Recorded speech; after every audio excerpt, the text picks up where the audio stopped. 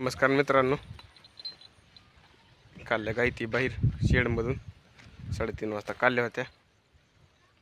झाली कुटी ती करायची, दवणीमध्ये टाकून घ्यायची कुटी.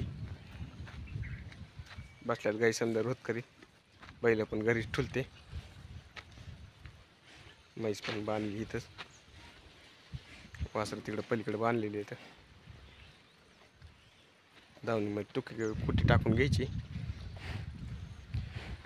घासाची कुटीने कडब्याची कुटी केली टाकून घ्यायची. सकाळी घासन गुळी असते.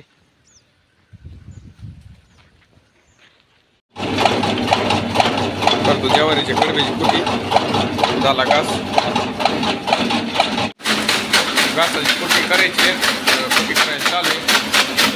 घासाला ज्वारीची सकाळची कुटी करायची.